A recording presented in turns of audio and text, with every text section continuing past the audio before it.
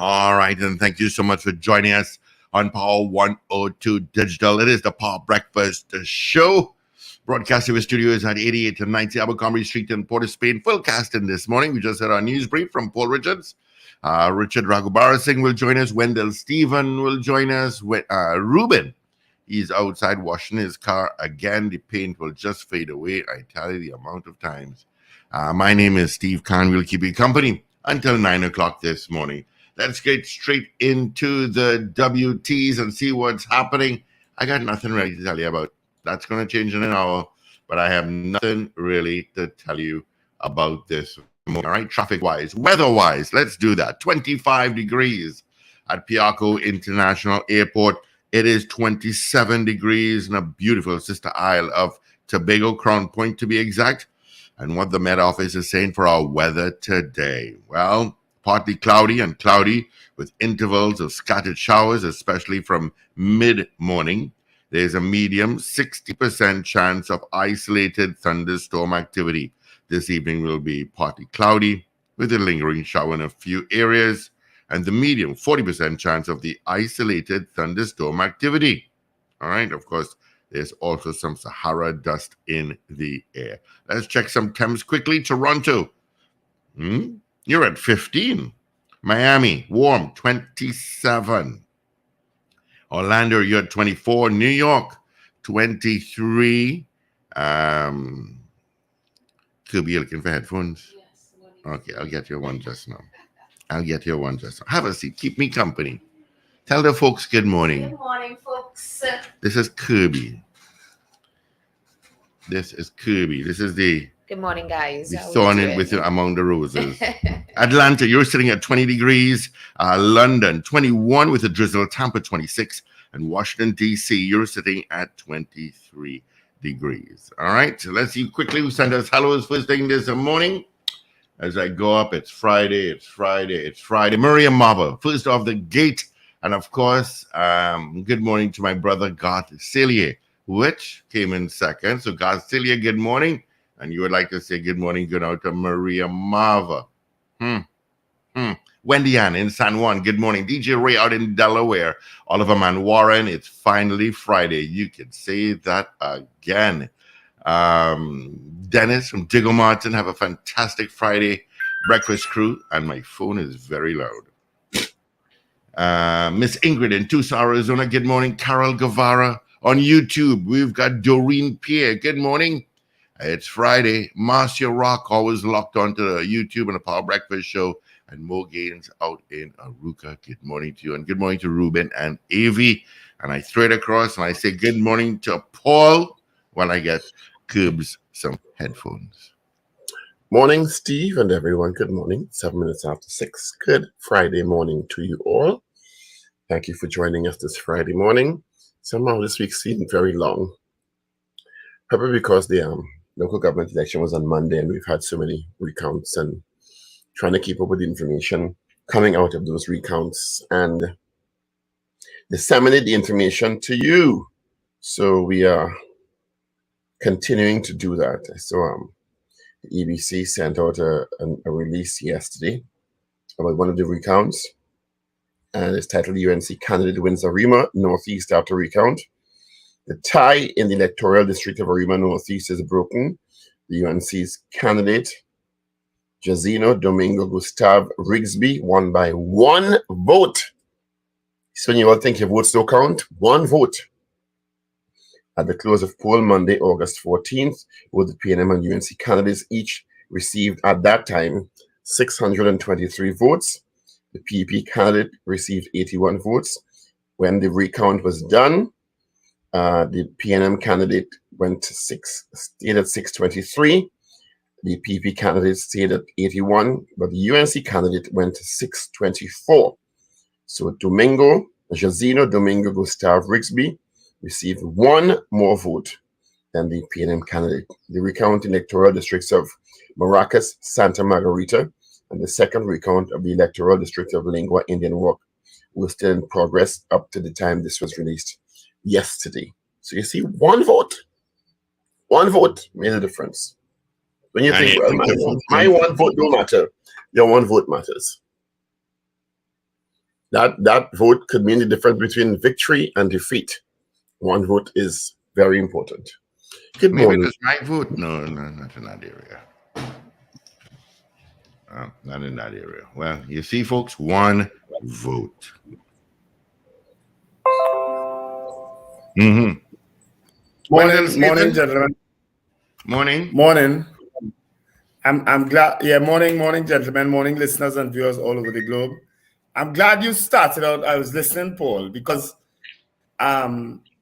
somebody in that area now feeling real tripping, real disappointed, real depressed because of that one vote. And I think this situation is also the same in Lengua, Indian Walk, where it's a tie. You understand? So somebody from one of the political parties feeling extremely depressed this morning. Because you know why? They say they was going to vote and they didn't go. They leave to go and vote and they turn back. They look outside and find the sun too hot and they say they ain't taking our sun. You understand? Somebody in a couple of these districts feeling extremely depressed now. And somebody's feeling very happy. Well. In the case of Arima Northeast, the UNC feeling very happy. Of course. That one vote makes a difference. Yeah. You know, because when people feel, well, my voting will make no difference, actually it does. Yeah, exactly. And one of the things I keep telling people is that the UNC supporters, they go and vote regardless of where they are, which is why in most instances they get the majority, they get the popular vote. In that area, the UNC voters went out and voted. It's just that one more UNC voter went out and voted than the PNM voter. And I'm sure, and what I'm trying to say is that the UNC maximizes their vote. When a UNC supporter will go out regardless of if the candidate, as I say, whether they know the candidate or not, or whether they feel the candidate done win already, they go in and vote. So PNM, I'm sorry. That theory is maybe countered by a 7-7 tie. Well, I also make the argument for how the East-West corridor, they're not going to give. I said that on Wednesday. Well, you're saying, but in those constituencies or those areas, the PNM voters went out and voted more? No, I didn't say that. I'm sure a lot of PNM people still didn't go out and vote for the candidates in the East-West corridor, even though they won. But trust me, in the UNC strongholds, they go regardless. No. They go.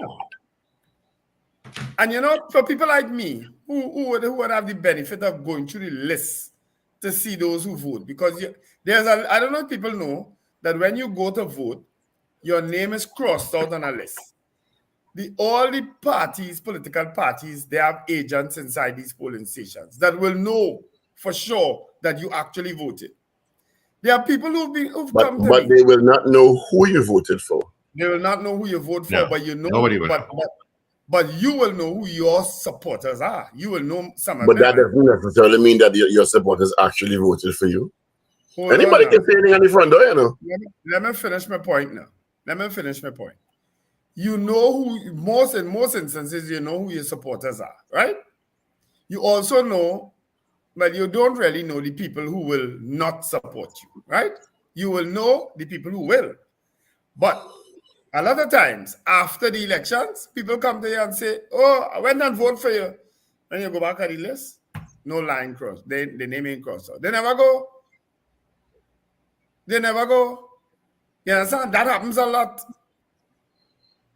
People say, yeah, I went out and voted for you. I went out and support you. And the list shows otherwise, that you ain't going to vote. You understand? So I want to talk to David Abdullah. You know, we need to talk to David Abdullah next week. What's that about? We need to talk to David Abdullah. I don't want to be unkind there, but did MSJ contest the election? Yeah, in the Point Fortin area. Oh yeah, they always do in Point Fortin. They got 164 or so votes. as compared to how many last time?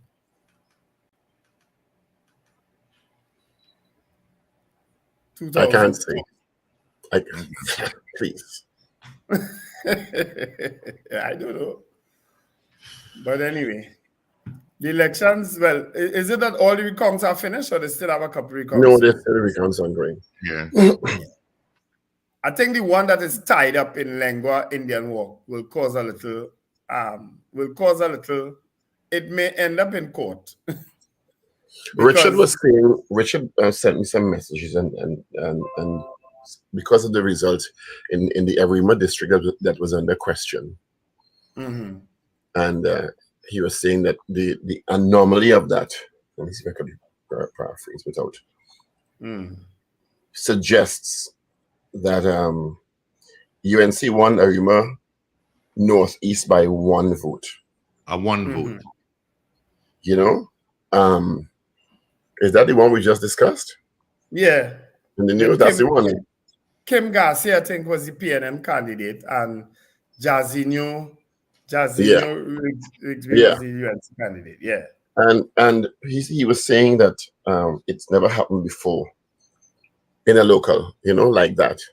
And I've said it before, and I said it, I think, when Dr. Rowley was here and a couple of the other persons who we interviewed. The party in power always has more questions to answer. Mm-hmm. Because people hold you accountable for delivery, whether or not your candidate represented the district or not. Am I wrong? No. In a large sense in the country, whether or not you're particularly local, the government of the day, and because you're voted into government, because you have the purse strings, you understand? Yeah. You will control where the money goes, when the money comes out, who gets this, who gets that, what is built here, what is repaired here, what is maintained here. So the government of the day is always going to be judged much more harshly, and rightly so, because you hold the purse strings. That's correct. You hold the power. Yeah. So the government of the day has to deliver. Yeah. I think Arima Northeast is actually the seat Richard votes in. I think that's the seat where Richard is.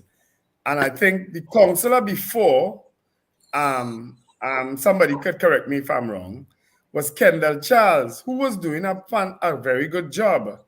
Kendall told me, and well, it doesn't always go that way, but Kendall told me he voluntarily stepped aside because his parents fell ill. I think his parents fell ill, and he decided he would not contest again.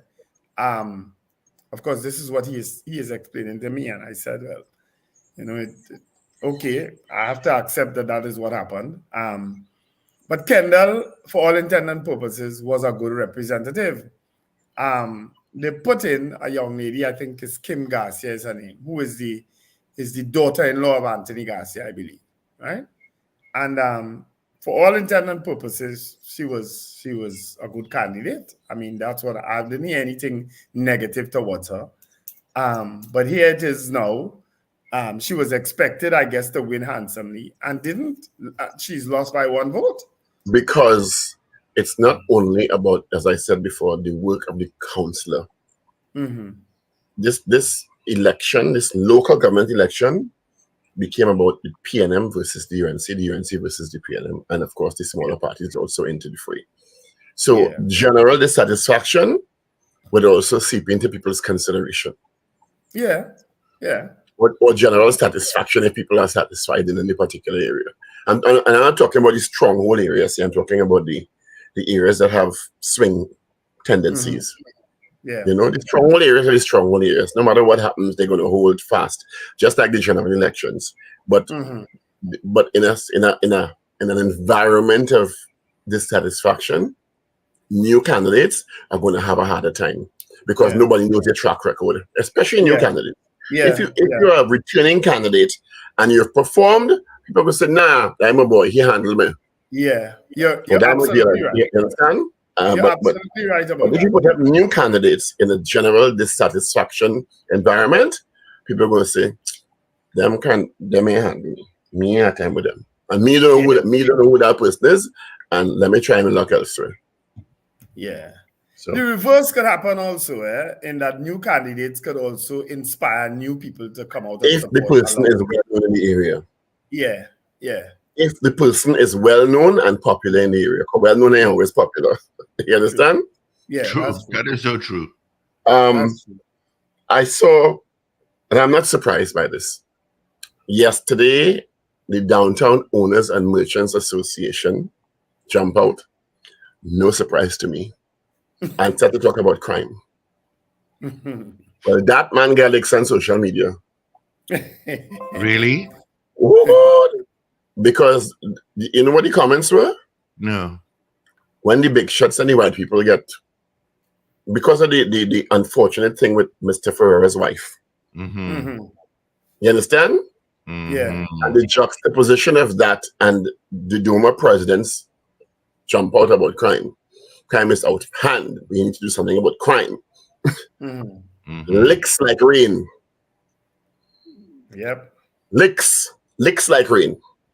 He's not wrong, you know. I didn't see it. Something needs to be done about crime. But when you come out and talk about crime, after something like that, Yeah. you're gonna get licks. After a certain ilk. After a certain, not ilk. Ilk has a negative connotation. After a certain quadrant. Does it? Not really. He is of a certain ilk. Let me go to Google and find out if you're right. Yeah.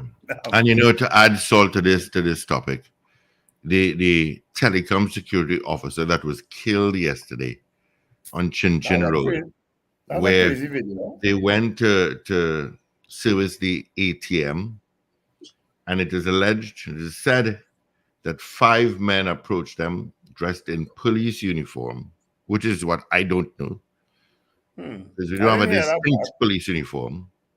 And that sounds very erroneous to me, because that would have been all over the news. It was. That's how I knew. I saw it this morning. I got a WhatsApp, a few WhatsApp this morning. You saw it on news or you saw it on social media? Let me just check here now. Let me get There's a difference. Let me know. Who sent that for me? Social media is not news. So my phone was... Okay? Social media is not news. I didn't get that information. And that would have been all over Express, Guardian News and all those company digital sites. Particularly if it was verified as police, 5 million police uniforms. I think it was on news. Who sent that for me, boy? Well, me see it on all the papers this morning. Who sent that for me? Well, the amount of chat that took place in that 5-minute video with the guy but anyway, I also heard it there too. So condolences to the family of that telecom security officer. Yeah, it was a sad video to watch, because everything was just so wrong in the video. Yeah. The way they had him on the ground, the way they were treating with it. No ambulance came, no police came, and all of 5 minutes, this man on the ground, and not a person who could possibly save him and who could tell them don't have him on his back. Nobody. Yeah. Oh, that was so sad. That was a sad video to watch it. And you're actually seeing the man gasping for breath and taking it, It was a sad video to watch. Very, very sad. Yeah, but the Duma president came in for some serious blows yesterday. I mean, the threads were vitriolic. Yeah, I didn't see it. I didn't follow it at all. But he's right. But when you make a statement, you're not making a statement when this person get killed and that person get killed. You understand?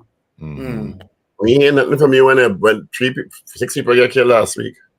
Yeah, but crime is certainly when home invasion is taking place in Central in El Socorro and South. You understand?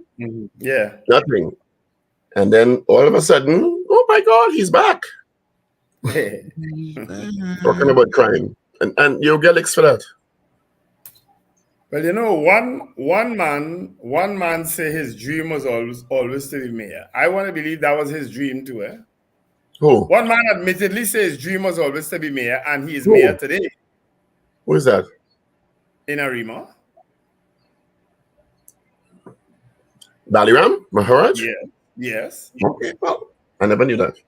I As a did not. businessman, as one of the main business people in Arima, I think he will do quite well based on what I know of his track record and history. Yeah. with reform, I don't know. 81 Why years not? old. Why not with the reform? He has to operate within the ambit of the law. He's a successful businessman. Why? So you're trying, an 81-year-old can't do nothing? That way you're saying? Or 80 something. If he's 18, I don't know his exact age. Let me tell you something. I promised myself not to comment too much on who they put where and what, because people would say, oh, he must be sour. So I promised not to comment, eh? But Richard and I had a private conversation yesterday, and I'm sorry. I'm really sorry. I won't comment any further on Mr. Maharaj and the fact that he's 81 years old as a mayor in Arima of all places. I won't comment on it. That sounds like ageism to me. No, it's not. It's not. It sounds like ageism to me. You're taking it the wrong way because you're identifying his age as a factor. I'm identifying it as an additional factor to the fact that we are in a reform process. Okay? And the fact that, listen, let me hush. Anyway, congratulations to all those who have been elected mayors and chairmen of all the different. I haven't heard anything. What are you trying to say? A 72-year-old prime minister can't champion reform neither then? That what you're saying? Paul, I just moved on. A 72-year-old prime minister can't champion reform then? That's what you're saying? I just moved on, you know. So okay, let me because congratulate that is the implication of what you're saying, eh? Paul. If an 81-year-old can't champion reform as a mayor, a 72-year-old prime minister can't champion reform, eh? All right. Paul, I just moved on. Right? Let me congratulate all the people. Okay, watch it, eh? All right, watch it. Who've been elected. Watch it. Richard might want to join the conversation when he comes in. Richard might want to reveal. So, if he watching this morning, so you feel old people can't champion reform. Okay. You know, I started out in the context of him and the Doma man, because the Doma man too, I believe, always had a dream of being a mayor of Port of Spain. Nah, you want to be no mayor. Yeah? You stop there and feel so. You know, all be the mayor of West. Anyway, I'm going to out there. Oh, you got that much you going down the road of elitism now. I went down ageism. 26. You going down the road of elitism. What did I say that indicated that?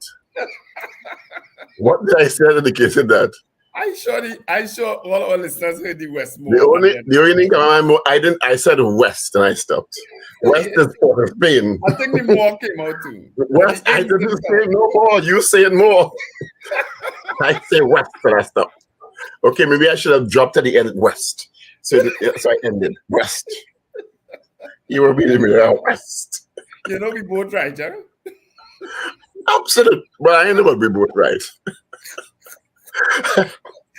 I don't feel he want to be the mayor of Port of Spain.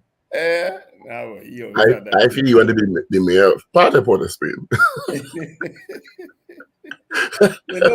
you know the Port of Spain Corporation only lands down there. Down where?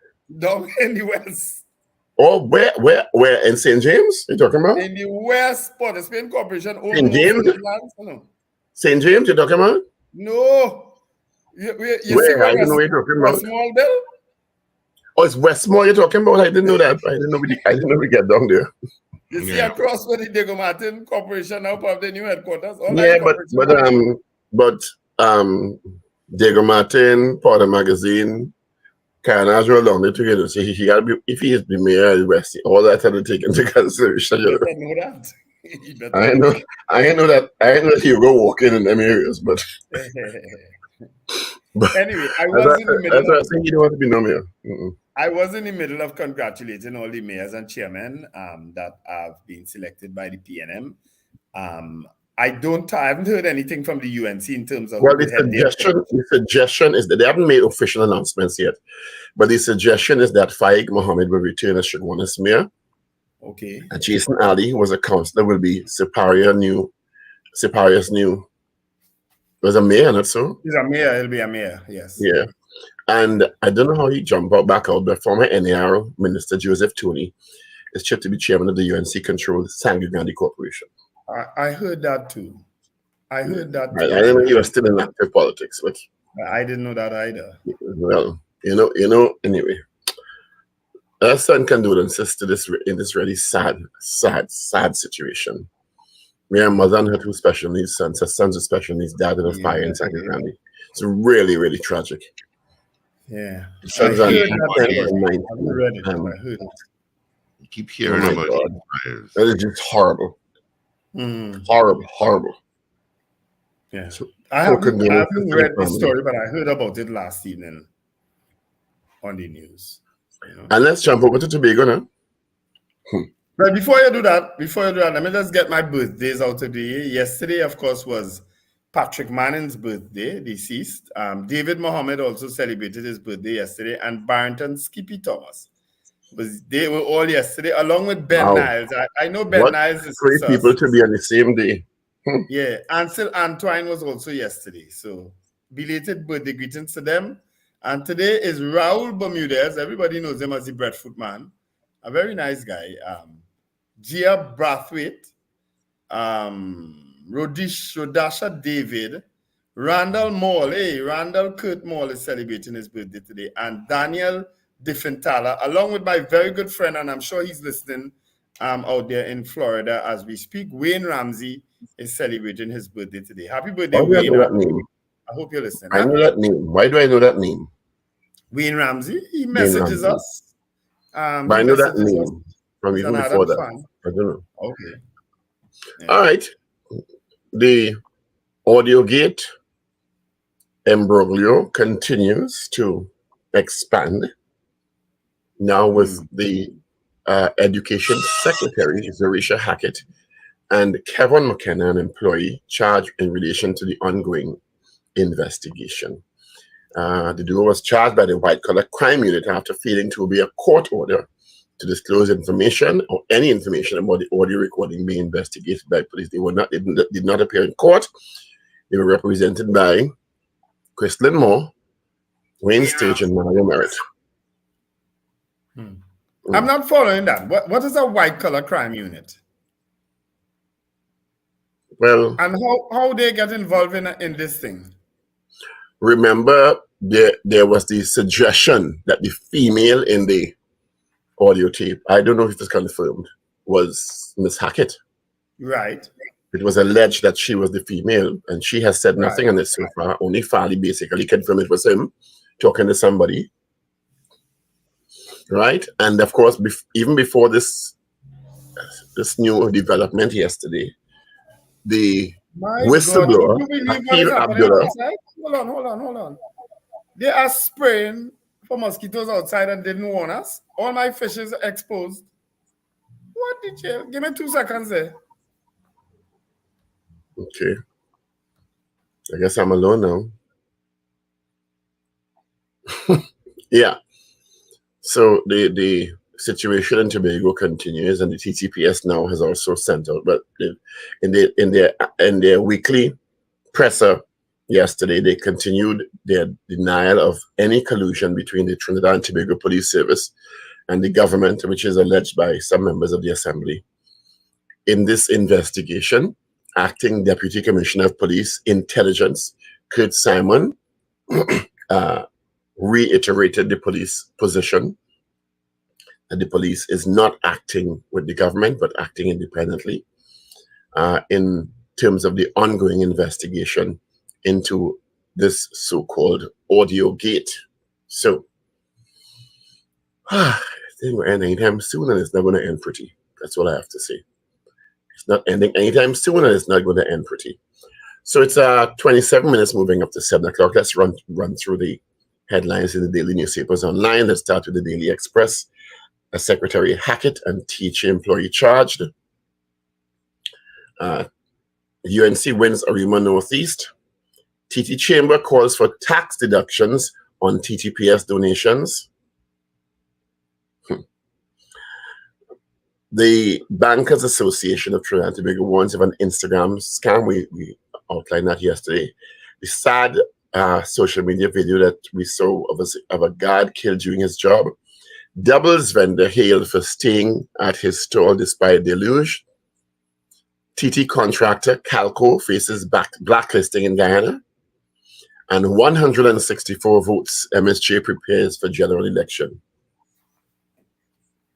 After a while, you have to wonder what's the point, but I guess they're committed.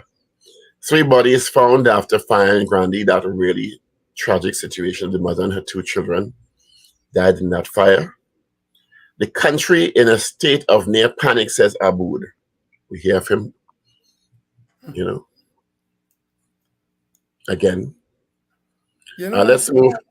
Yes. Oh, you're doing newspaper. Not cutting across here, but had I known that this thing was taking place this morning, I would have not been here because this affects me very badly. Yeah? And I would have covered my fishes. If you smell the place, you almost can't breathe. Moving to the Guardian now. Mom and 2 sons perish in Grandi house fire. Really tragic news. PNM wins 8 of 9 recounts. Whistleblower now alleges Farley coerced him to lie. Chief Secretary denies it, claims political mischief. Cop wins lawsuit against Police Examination Board. 2 brothers gunned down in Carnage. Is it that the Guardian doesn't update this in the morning? I'm sure I read this yesterday. New mayors to be sworn in next week. Business Chambers feel Balaram will do well as Arima mayor. UNC wins Marabella West, Arima Northeast after recounts. Senior cop, latest whistleblower claims won't affect THA probe. That story is not going to end pretty. I keep telling you all that. And we move to the Newsday now. Amnesty International deportation of migrants extremely alarming. Ministry honors cultural masters. UNC wins Arima Northeast after recount. PNM Tobago leader admits contact with whistleblower. Swiss sport operations shut down. Security officer dies after being shot at Cunupia robbery. PM, President leaves, AG returns. I think Her Excellency the President is on vacation. So Nigel de Freitas is acting president. Congrats to him. THA Health Secretary denies firing contract worker. And deported migrant who returned to TNT, COP must probe National Security Minister. So those are the stories making news, trending in your 3 major dailies this morning. It is Friday the 18th of August, 2023. All right. Thank you very much, Paul. All right. Let's get the results of our morning poll that we asked you yesterday. Yesterday, we asked you, do you agree with Archbishop Jason Gordon that political leaders are dividing our sweet TNT? That was our poll yesterday. Results after this. Hi there. Honey, you made his dreams come true. Send and receive money this school year with MoneyGram to fulfill their dreams for their education. You can win weekly supermarket vouchers valued at $500 every time you send or receive with MoneyGram. With locations nationwide, send or receive money from any Massey Finance Remittances Service Limited, Massey Stores location, or MoneyGram agent. Check our Facebook and Instagram pages for details. This promotion has been approved by the NLCB. All right. Again, our poll yesterday, the results. Do you agree with Archbishop Jason Gordon that political leaders are dividing TNT? 68% said yes. 68% said yes. All right. Of course, let's say good morning. Go down to a few people. Rena Budu Jennings, good morning. Natasha Ramdas, Gloria Gray, Marcia Hart, Samuel Paul, Leonard Naipaul, good morning to you. Eastlyn Alexander, Anthony Tinto, Brenda Isaac, Wayne Griffith, Shireen Jack, Ingrid Adams, Kyle Cupid, Randy Kelly, Wayne Ramsey, Winston Jones, good morning. And Andre 868, good morning to you as well. CJ New York, good morning. Some folks watching us and listening to us via YouTube and our mobile app and tune in and website. All right. All right. So Well, let's we get have two possible questions. Yeah, you wanted to ask one? Yes. Yep. Yeah, I have that one in my mind. About the whistleblower. Which one you believe? The whistleblower No, or I'm not. Fahey? I'm not going. That's an ongoing investigation. I'm not going on that route. Because it's an ongoing and active police investigation. Two possible questions come to mind. One is one of the sporting agencies said Trinidad and Tobago needs to put at least $1 million a year into football to get our youth football team to the Youth World Cup. So the question can be, should TNT invest the $1 million to try to get the national youth team to the World Cup? Or political analyst Hamid Ghani said, based on the results so far of this local government election, the PNM will struggle in 2025. That's probably the better question. Yeah. It's more relevant.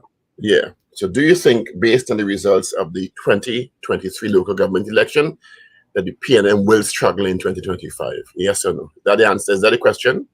Yeah. Yeah, let's go with that. I'm struggling now with this marathon and they just spraying the neighborhood. Okay, yeah, all right. Yeah. I'm telling you, it affects me badly. My eyes are starting to water and my sinuses will be affected. I know that. I'm not asking you, I'm telling you. But while you're in spring water, so jeez. Enjoy it. All right. Good morning to Ray in West Palm Beach, Florida. Sunil Ram Samaru. Good morning, Kala Cupid. Voluntarily. or involuntarily. Involuntarily. Is that right? In spring water, involuntarily. All right. So, do you agree that based on the results of the local government election in 2023, that the PNM will struggle in 2025 general election? Yes or no? 222-8255. North Americans, toll-free number 866-525-1099 via YouTube. Just let us know where you're watching us from. We'd love to know that. As well as our mobile app and website, our messenger service. Winston Jones already clocked in. He says no to the poll. Rena Budu Jennings also says no to the poll. All right. So, yeah, give us a call. As Paul types up our morning poll there for us. Oh gosh, man. I guess Dr. Hamid Ghani is assuming that the coalition will stay together and last till then. I don't know. Because he can't possibly mean a straight fight between the UNC and the PNM. Well, the PNM won 2 of those straight fights already, not so? Yeah, exactly. So it can't be that he means. It has to do with the coalition. As no. Together. Juan Drayton says no. All right. I got them. Give me a call, 222-8255. North American, toll free, 866-525-1099. Do you agree that based on the results of our local government election, which was on Monday, the PNM will struggle come 2025 for general elections? That is our poll. Yes or no? Morning, Zina. But should I put it on as no? No, I don't. I know you. Let her vote, please. Yes, let her vote, please. H.S. Wilson says yes. Thank you, H.S. We know that. Already after she heard that poll. Sometimes, yeah, what to do what a morning we'll do, right? Just call the name while I'm writing, and then we'll see where it goes. You just call the name. I will write, but you writing too, right? You call the name and you write the vote, but don't call the vote for me to write. And we'll see if after what happens. Right? I don't understand a thing you said there. All right. The people are calling in or messaging in to vote, right? Steve is aware of what they're voting, right? So Steve will write and write down their vote, but he will not call it on air. And I will write what I think they're voting. And we'll compare the notes after. All right. You understand? I hear you. I don't want to end up in a police investigation. Says yes. All right, you got that? Stretch says yes. Well, I get police Wayne B investigation. out in Covington, Georgia says no. Kenny out in Harlem says no to the poll. Well, I want to get one wrong already. You said Stretch said yes? Yes. I want to get that one wrong. Yeah. Stretch said yes. And I'll read a piece of the article. It's in The Guardian by Derice Polo. The People's National Movement, and a big picture of Hamid Ghani, could face an uphill battle in the next general election if Prime Minister Dr. Keith Rowley stays at the helm. What? Says political professor Hamid Ghani and Dr. Winfred James. That should have been the question. That should have been the question. Well, we could leave it. So you could ask the next one Monday. Yeah. 2 days after the PNM 7-7 tie with the UNC, Professor of Constitutional Affairs and Parliamentary Studies at UWI St. Augustine campus says the electorate could see Dr. Rowley shift in focus toward finding a replacement because if he does not bow out gracefully, PNM supporters may be at a disadvantage. We could ask that Monday. Yeah, that's a good poll, actually. And I'll probably surprise people with my answer. Well, because I think Dr. Rowley has already indicated to people that he will not be contesting another general election. I don't know why people were mixing up the internal election with a general election and saying, oh, he backtracked on his promise. Internal elections is different. He had to remain as political leader to be you will see all this Monday, Wendell. You will see all this Monday. Yeah, all right. All right. Let's You have any see. more votes up, Steve? We got Someone? GB saying no. Thank you, GB. We've got Mogain saying hell no. Kazim Mohammed says no. Josie Richardson says, morning, gents. My answer is yes. Winston Jones. What's happened? What happened to Kamala? We don't know. Ish out in Malik says yes.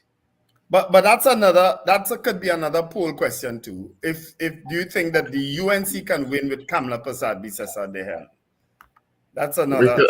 We could ask both next week. Yeah, we'll do both next week. If Gary Griffith can win, if Gary Griffith is there. Oh dear Lord, you're going down the fantasy world now. Good morning, Mr. Vagabasing. I was morning, logging in before you sent the buff. Oh, I didn't send a book. I just said good morning. Is the good morning you would have said? Richard, Good morning. Your new borough, your new mayor, coming to spray by me just now without making an announcement. At least none that He's not the new mayor yet. He's the mayor when he's sworn in. So don't blame the man for thing he didn't do yet. You don't tell the man too old to reform already. No, You don't say this morning the man too old to reform, and you and Richard discuss it in detail last night. The man too old to reform. no, I never said that. No, he said that you and he discussed that last night earlier.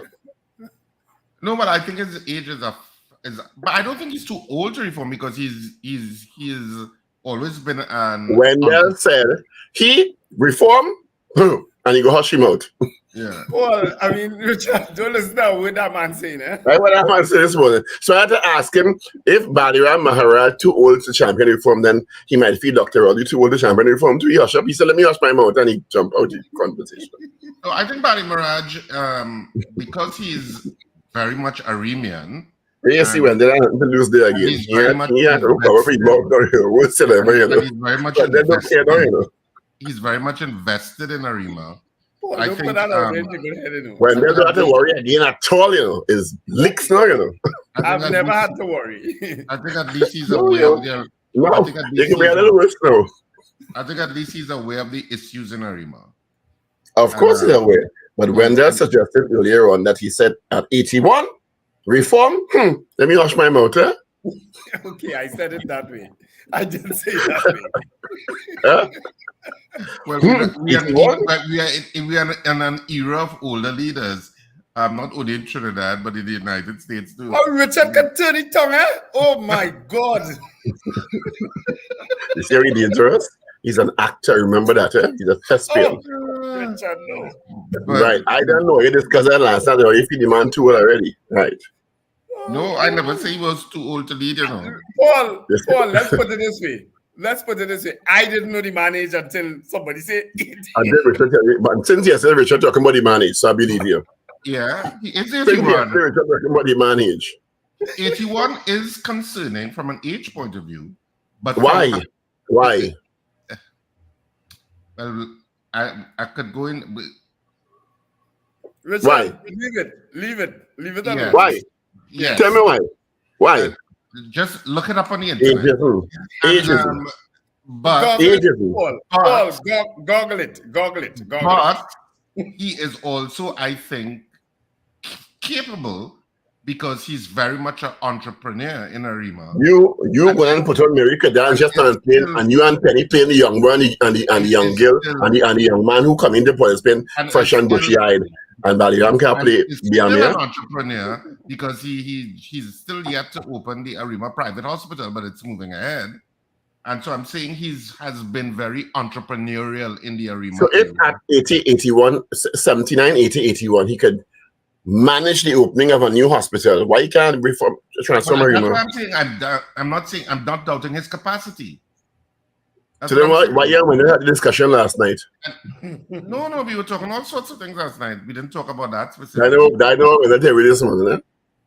So Paul, When they say you say the man too old to run to reform Arima. Paul, No. You I know- never said he's too old to reform Arima. I Paul, said there is hope because he's invested in Arima. He's a major entrepreneur And you in just say, Arima, but age is a factor. but he understands the issues of Arima. Yeah, but when you're 81, there are physical restrictions. You know the man physical condition? What physical restrictions the man have? Tell me. why Just Paul human in restrictions denial? at age 81. What physical restrictions you do he have? I'm just not saying he have. I'm just He talking can't run a generically. marathon. I'm just generically at age 81, you start to Or the Arima City Hall has 16 steps. The Arima, Flight of steps. the Arima Town Hall has a lot of steps. But even to enter, you have steps. But that's 4 steps. You're trying to say the man can't climb 4 steps? It's a little more than four. No, I'm not. No, I'm saying I think Bali Mirage is a better mayor than the previous mayor in terms of the obvious optics of it. Who was the previous mayor? I would be bold-faced enough to say, anyway, it's too early to tell. But Arima, no, Wendell Hush. He understands Arima. He understands Arima. You don't have to hush again, Wendell. You don't have to hush again. So I think Bali Mirage understands Arima well. I agree with that.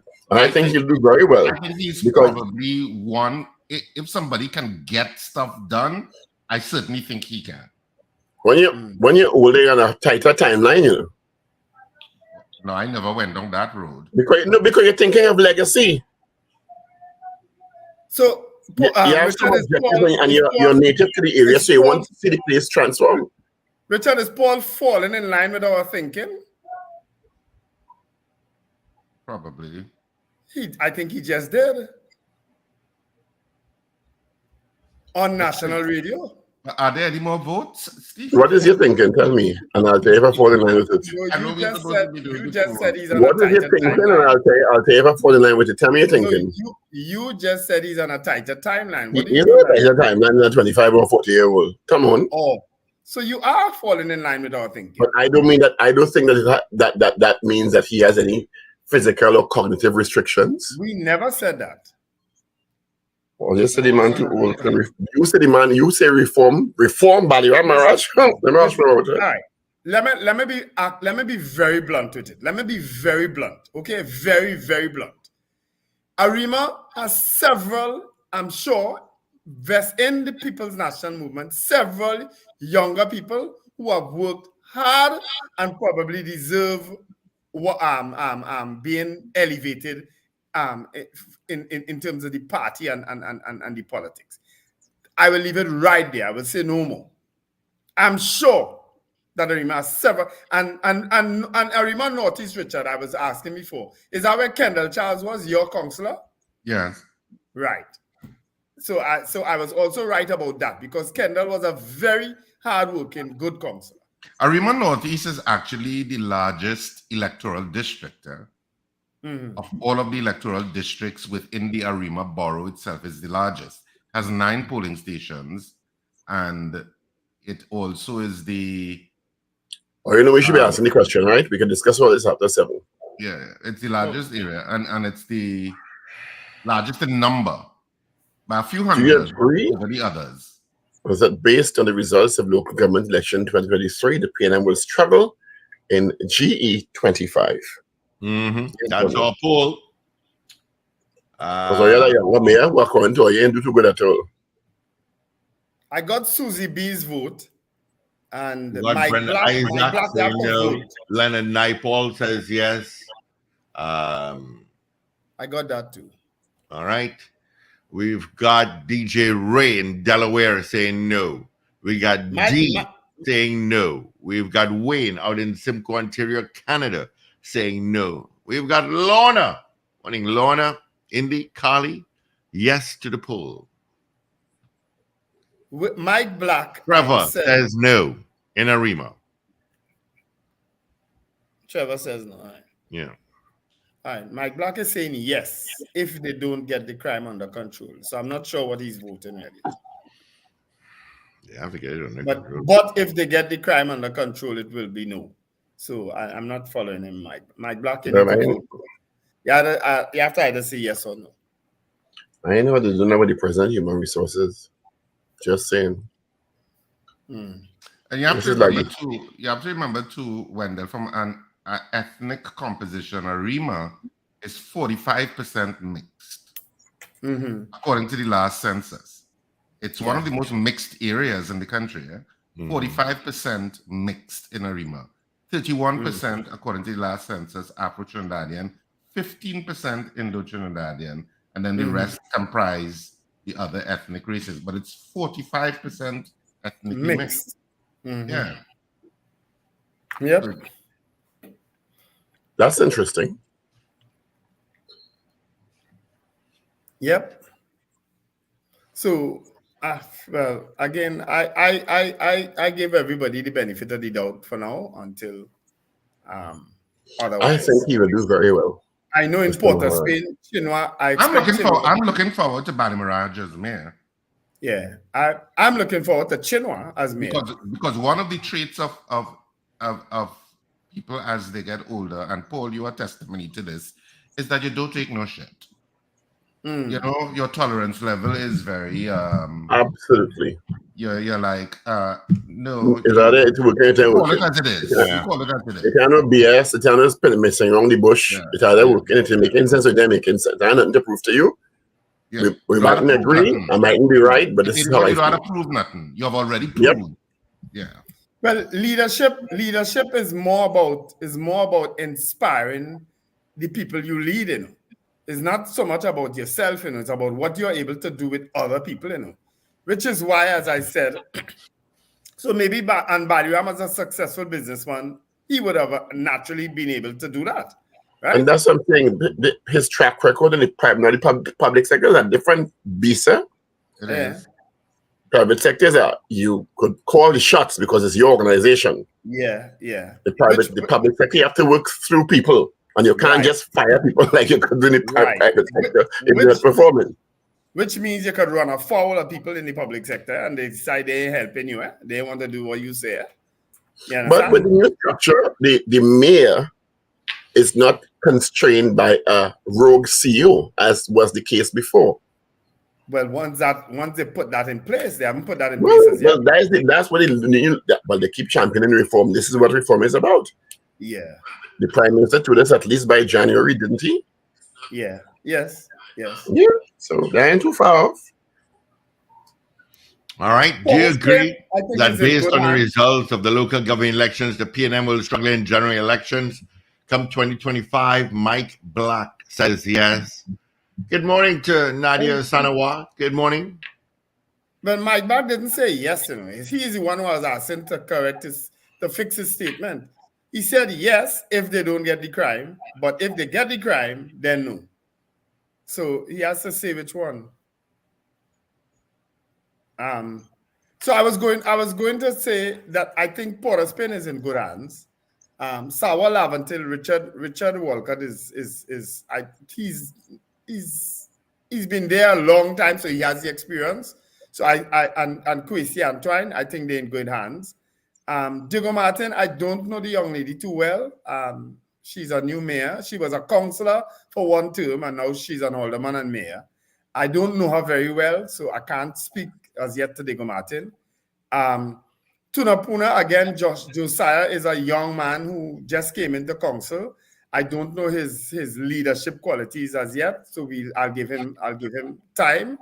Baliram, again, we spoke about Baliram. Where am I missing? Point 14, I don't know the person at all. I don't even know what he looks like. So maybe when somebody sends me a picture, I'll say, okay, I do know him. But I don't know him in the politics at all. And where am I missing? Would you say that the PNM has taken the opportunity this time around clearly to retool all their corporations? Yeah. Yes, they have. It's quite a lot of new people in the corporations now. So elections was Monday. Today is Friday. Wednesday. Remember that pothole I've been talking about, Wendell and Paul and Steve? It's fixed. On that main road in Arima. They'll talk It's about. fixed. It fixed? They fixed. There were about let's say 4 potholes. They fixed one of them. That is progress. With progress. Well, they kind of fix it. I don't want to use the word fix completely. And with much quarreling and cussing, so much so that they had to keep back traffic. Of course, I got all of these reports. And even one of the traffic, when they telling the man to move, he wasn't even moving his car because he was busy taping how they were carrying on and cussing. And in 10 years, you may be mayor too. You'll be 80. Yeah, you never know. You never know. All right, gentlemen. Well, you'll be 80 or 81. Next 10 doggy years.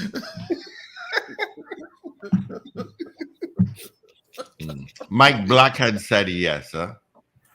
Right. Good morning, Samuel Paul, Lando, good morning. And of course, let's say good morning, good night, AV. Let's get into our major news. It starts right now.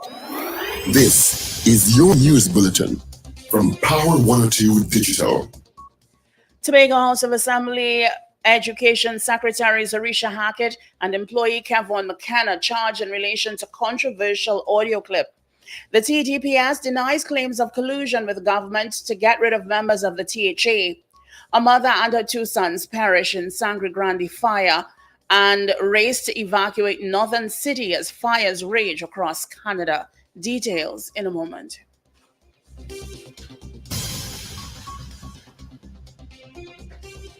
This is News 2, 7 o'clock on Power 102 Digital. I'm Avril Sentil-Bob. Good morning. Tobago House of Assembly Education Secretary Zarisha Hackett and employee Kevon McKenna have been charged in relation to the ongoing investigation into a controversial audio clip. The duo was charged by the White Collar Crime Unit after failing to obey a court order to disclose any information about the audio recording being investigated by police. Hackett and McKenna did not appear before the court yesterday, but were instead represented by their attorneys. Hackett was represented by attorney Chrislyn Moore, while McKenna was represented by Wayne Sturge and Mario Merritt. Hackett's lawyers last Saturday obtained a stay in her criminal matter in the civil court, with the matter to be heard again at the Tobago Magistrates Court. McKenna, who was also charged with failure to disclose pertinent information to the police, had his matter adjourned to today, when he is expected to appear before Justice Margaret Mohammed. Both Hackett and McKenna were charged by members of the White Collar Crime Unit. Meanwhile, the Trinidad and Tobago Police Service denies claims of collusion between the TTPS and the government to remove individuals at the Tobago House of Assembly. Acting Deputy Commissioner of Police Intelligence Kurt Simon made this known during the weekly TTPS media briefing on Thursday held at Police Administration Building, Port of Spain. Commissioner Simon made a comment in the context of video and audio recordings with information about certain developments happening in Tobago. We are aware of statements being made in the public arena. We are aware of video recordings and audio recordings out in the public. giving information about certain things happening, particularly in Tobago, and linking the TTPS and perhaps even the government to some of these activities. These are conversations. They also follow allegations that there's some sort of collusion between the government of Trinidad and Tobago and this TTPS, the Trinidad and Tobago Police Service, to remove individuals from holding public office. The Trinidad and Tobago Police Service at this stage wish to continually deny and refute these allegations.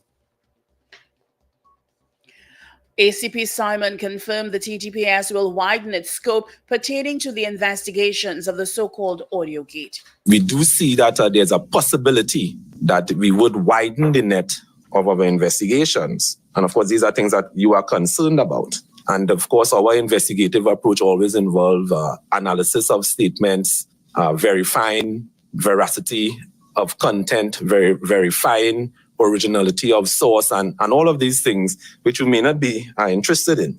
You recall, even recently, our commissioner stated that there was no interaction with the government or any government or other public entity inspiring or motivating this TTPS to launch any investigation. And in fact, the investigation that I'm here speaking about, the voice recording coming out from purportedly the Tobago issue. The names of the UNC representatives set to lead the UNC-controlled regional corporations are still being finalized, according to party officials. However, media reports say at least 3 of the persons set to lead the 7 UNC-controlled corporations have been decided on. Incumbent Faik Mohammed is set to return as Shogunas mayor, while the new borough of Siparia will reportedly be led by Siparia Councillor Jason Ali. Former National Alliance for Reconstruction Minister Joseph Tony is tipped to be the chairman of the UNC-controlled Sangre Grande Corporation. A mother and her 2 special needs sons died in a fire at Kublao Tre Sangre Grande. No cause has been established as yet for the blaze. However, information from the Sangre Grande fire station revealed the mother has been identified as 48-year-old Natasha Nanku. Her 2 sons are ages 10 and 19. The fire started at the wooden and concrete structure around 7 on Thursday morning. According to reports, the mother and her children, who were autistic, spoke with neighbors just before they settled into their home and later retired to bed on Wednesday night. However, at 6:15 a.m. yesterday, neighbors were awakened by a loud explosion and the faint screaming of Nanku. When they looked out, they saw fire coming from the wooden structure. Residents immediately called the Sangre Grande fire station and the Sangre Grande police. However, by the time neighbors responded to the site, the entire house was engulfed by a raging fire, which they said consumed the house in mere minutes. Fire station sub-officer Quinton and his team responded to the call. However, by the time they arrived, there was nothing they could do to save the occupants of the house, which was already burnt to the ground. The firefighters were able to contain the fire from spreading to nearby houses. When the fire was brought under control, firefighters found Nanku's body close to the front step of the house and her sons in a bed in their bedroom. Fire officers are expected to return to the scene of the fire as they seek to determine the cause. You are listening to news on Power 102 Digital to 7 o'clock. The evacuation of the northern Canadian city of Yellowknife is continuing as wildfires bear down. As of Thursday, the fire was 9 miles northwest of the city, which is home to some 20,000 people. Residents have been ordered to get out by noon today, but the operation is not straightforward. People have been waiting in queues for hours to board packed evacuation flights, with 22 planes scheduled for Friday. The blaze is one of nearly 240 wildfires in the Northwest Territories of Canada, contends with its worst fire season on record. Thousands of people have also been evacuated in British Columbia, with states of emergency declared. Well, finally, here is your weather news for the period today until midnight.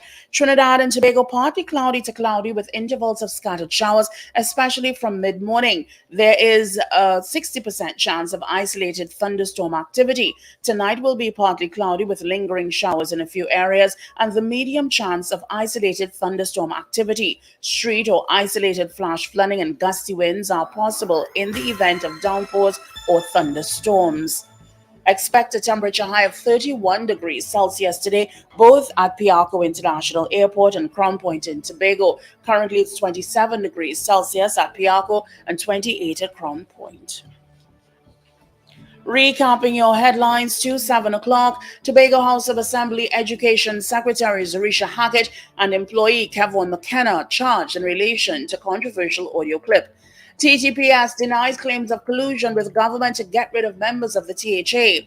A mother and her two sons perish in a Sangre Grande fire, and race to evacuate northern city as fires rage across Canada. I'm Avril Sintel-Bab. That was news to 7 o'clock on Power 102 Digital. Look out for more news in detail at 12 noon today and an update coming your way at 8 o'clock this morning. For more details, log on to power102fm.com.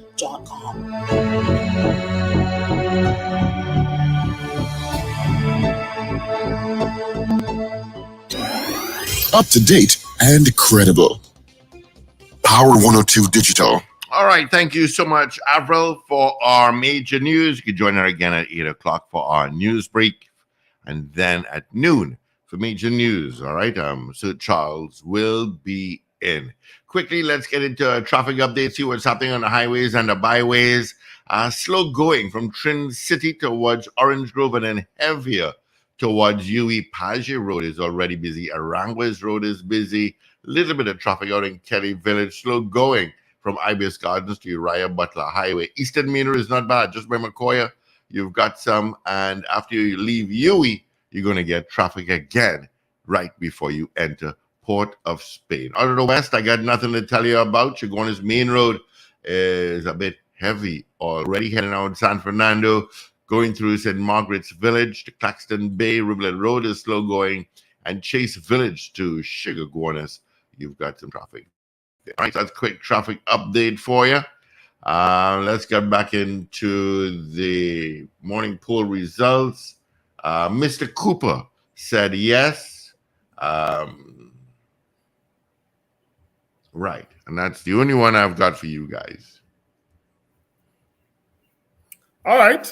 Of course, our question was, do you agree that based on the results of local government elections 2023, the PNM will struggle in general elections 2025? We had 8 people voting yes, they will struggle, and 16 voting no, they will not. All right? 8 said yes, 16 said no.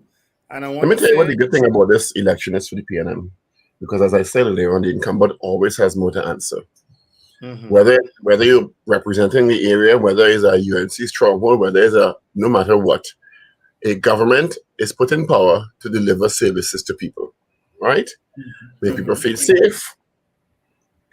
Whether or not it's a UNC stronghold or PNM stronghold, local government, general election, people want the government to deliver, and they hold the government responsible for the delivery.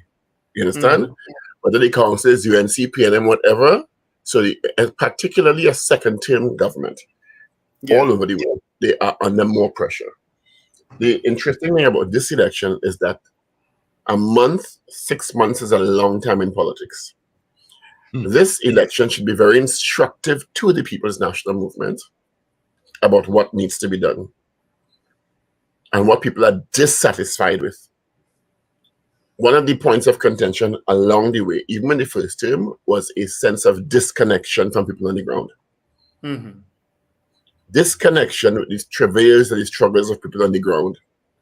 And while it may be an unfair comparison, people look at private sector organizations, especially banks, posting multi-million-dollar profit lines. Retail, food and beverage, multi-million-dollar profit lines, and people are struggling. And when you hear, well, the economy is doing better as opposed to before, people don't feel it's trickling down to them. Some people don't feel it's trickling down to them. You understand? And the PNM needs to find a way to address those issues. And also, whether we felt it was a local government election or not, crime took center stage. Yes. Because no matter what, if you're dead, the services of the council means nothing to you. if you are afraid to go out of your house for fear of being robbed, if you have a pervasive fear of crime overwhelming you in your area, in your general local government district, it became an issue. Yeah. And whether or not people want to politicize it or not, because crime has been politicized to some level, the agencies responsible for crime and the leadership in those agencies have not delivered the kind of interventions that people want. Mm-hmm. So again, we see another, and this is a pet peeve of mine, so I'll own it.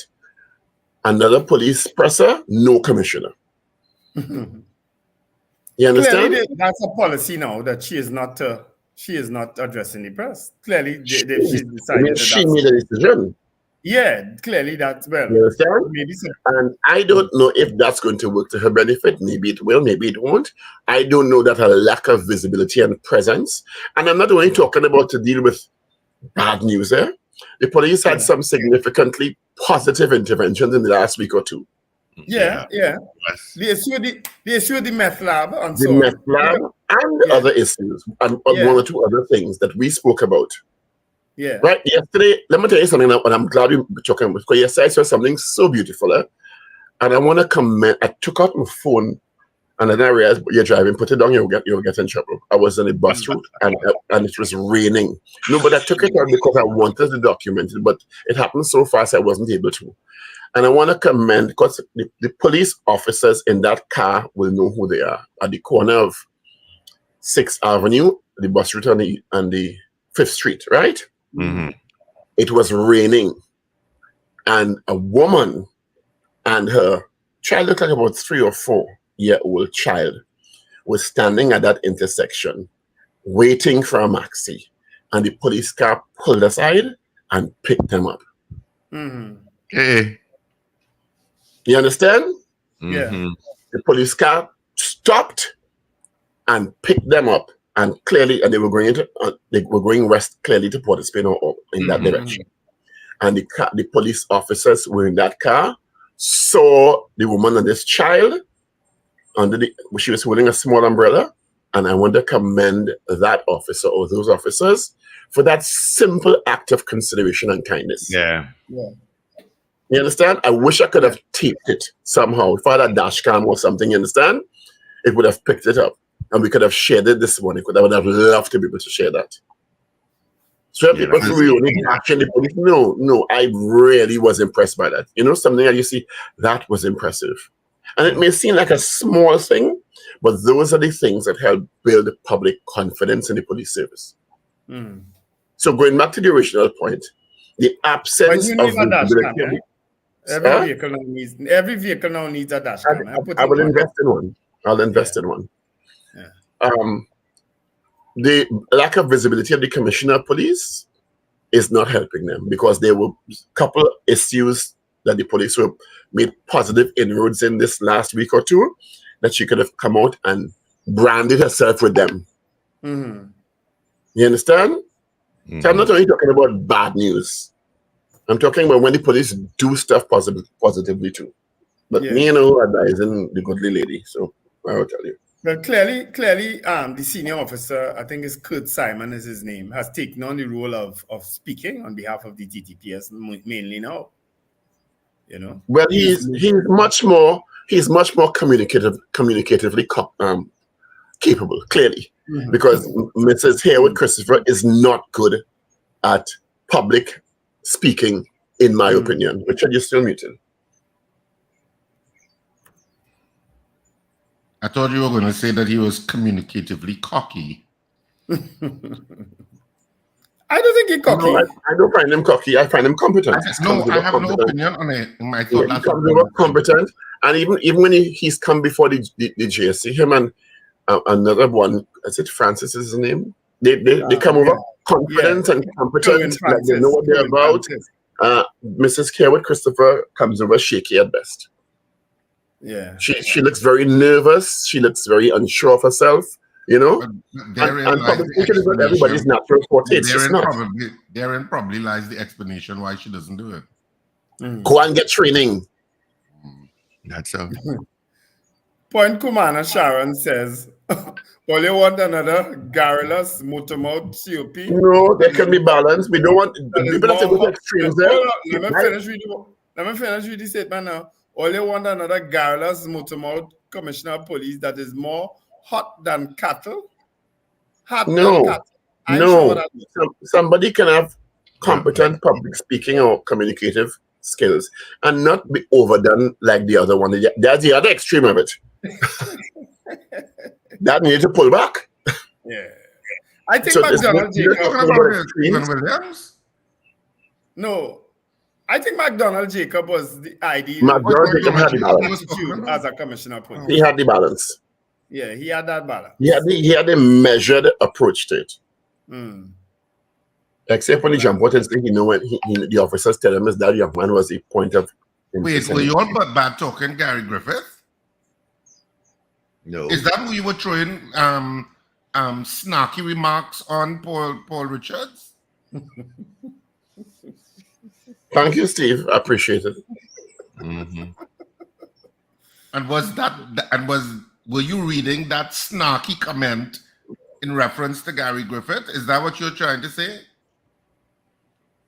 Y'all are not kind. But for many Trinidadians and Tobagonians, They he was love the one Gary. commissioner of police that they felt gave results. Yeah, they love Gary. Absolutely. He was front and center. Mhm. Yeah. Gary Love and I him or had a hate him. conversation. Love him or But I hate him. can say publicly because I've told him this already that he should have measured his aggression verbally sometimes because he felt he had to answer everybody all the time. But that's his personality. And he doesn't have to be who I want him to be. But I thought he brought results. Mm. And people felt that the police service was in large measure going in the right direction under him. Mm. So whether you like him or not, his personality and that is something else. But I mean, I thought he brought some level of results.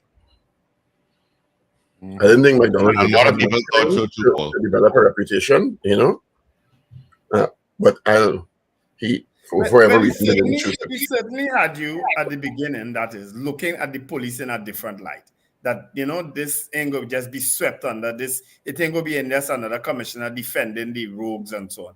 He certainly had you feeling that way at the beginning. Who is that? Gary. Okay, yeah. Yeah, he had you feeling positive about the police service. I agree. I agree. And then He made a difference in the public perception of the police service. Yeah, he did. People don't want some people might not want to agree with that, but he did. Yeah. Public confidence in the police after who was before him? Stephen Williams. There you go. Yeah, it wasn't hard to do better than Stephen Williams to it. Oh my God, you're very snarky this morning. Remember, he was fixing all the homicides. Yep. Teachers. And the homicides and the homicides. He caved. He came before JFC and said, I don't agree with what's in the Ocean report. The people whole report that they take almost a year to do scientifically were curated and analyzed. I don't agree with those findings. He thought he was doing well. I tell you, there are very few things that three different prime ministers agreed on. Mr. Manning, the late, Mrs. Prasad Bissessa, and Dr. Rowley. And none of the three of them appointed him substantially. Am I wrong? No, you're not wrong.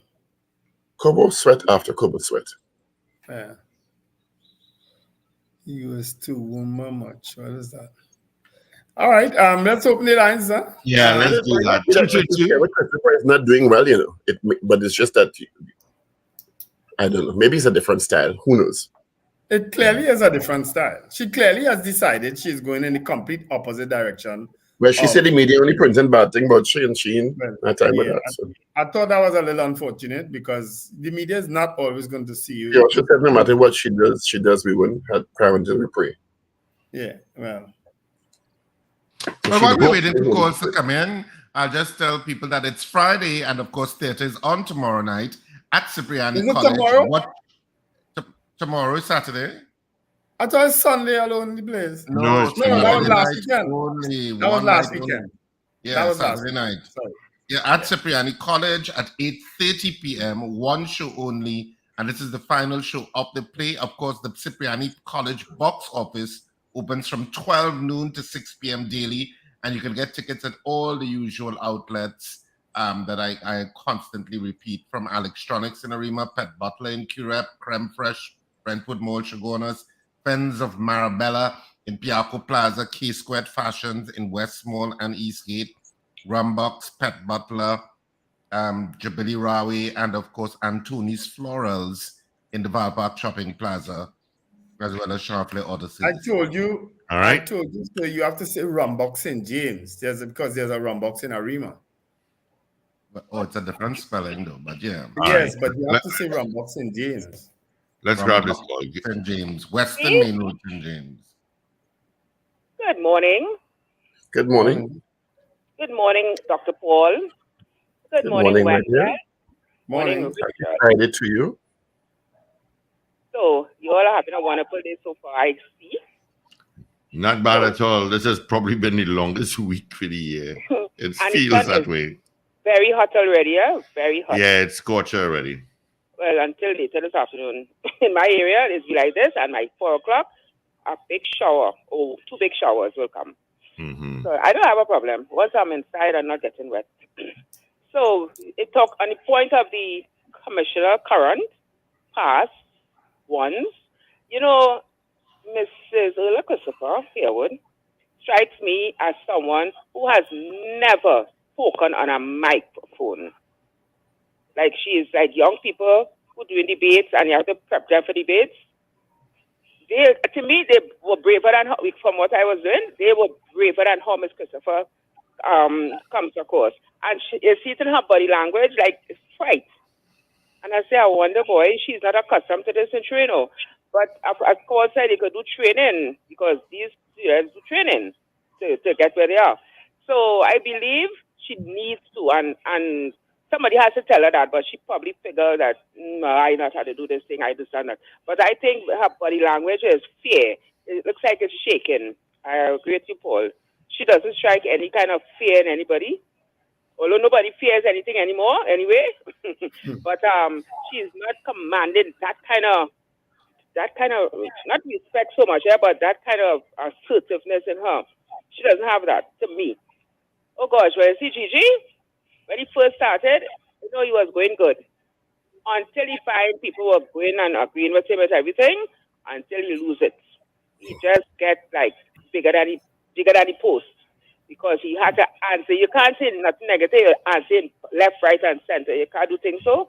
And answer not with no degree of niceness, you know. The same thing you're accusing Dr. Rowley of. It's the same way he acts. It's the same way. Say Dr. Rowley is arrogant and whatever other words, he is exactly the same because both of them sound the same way.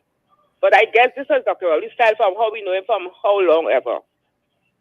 But we didn't know him, but he acts just like that. So I guess he wanted to be like a Dr. Rowley, you know, because every day he wakes up, he had to talk about Dr. Rowley. Like he's obsessed with him, you know?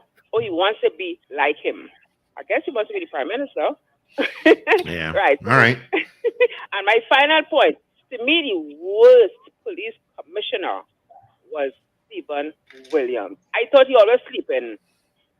And I mean, the crime wasn't getting that out of hand as yet. It was, you know, but it wasn't getting out of hand. And yes, still, like, he might well wait, saying, I waited until my retirement comes. Yes, to hell with anybody else. But he was the worst. And he can't come and tell you something that will make you feel comfortable. So, with them, I don't know who will be a commissioner of police, who will bring good things and good feelings to people. I don't know when that day will ever reach. So, you all have a good day. Thank All you. right. Have a wonderful weekend. By the way, before I go, Wendell, Yes. I am doing a lot of stuff this morning. In fact, today. So you have my number. Please call. I'm doing all different types of bread. Right? Or I have something to attend to later, and I'm doing all the time. So you could call me, and you could come and be because you live in Arima, right? I not live too far. Yeah. Trouble is this. All kinds of things. I'll All be right. back in St. Charles Saturday, Well, gentlemen. well. Thank you. Well. I know Sir Charles had sent it to me. I'll go back in the chat and find it. Well. I could do with some bread. Good morning. Good morning, gentlemen. I Good think the morning. councillors in office right now are supposed to try and mingle with the people on the ground. Things that haven't been done. The PNM need to back up if they want to win the next election. Just imagine I am waiting 20 something years for a turning point. 5 years for a wall that due to fall and I can't come out from this hole here. And nobody is working. You talk to the mayor, nothing. You talk to the councillor, nothing doing. They need to back up if they want to win the next election because a lot of people is disgusted and fed up like myself. So I hope Dr. Rowley either switch around some people or have a guard to make sure the councillor is doing their job. Because I just only see people here every 5 years. Well, you have a new mayor. You have a new mayor in San Fernando. That's where I forgot just now. Robert Paris. He's been a councillor since 2010. He's a pretty decent young man. I hope that he could lead the council and make a success of San Fernando. But he has a lot of experience. Well, I have to visit him because the next one wasn't stop answering my calls and all. Yeah. There is a lot to be done and nobody doing anything. They have an ISO opposite City Hall, the police station, and nobody even looking at that. Yeah. So I will visit. So have a chat with Robert. I'm sure he'll be more accessible than your previous mayor. Thank you very much, Wendell. Yeah. Bye-bye. Have a good day. All right. Thank you. Good morning. Hello. Yes, good morning, gentlemen. Good program. Thank you. Good morning. Those observations about the commissioner, it raises question as to whether how successful she was really at the interview, the topic, because if it is, she cannot have that public speaking, confidence. It raises some questions. Thank you, gentlemen. All right. All right. Good morning. Good morning. Good morning. Good morning. Morning.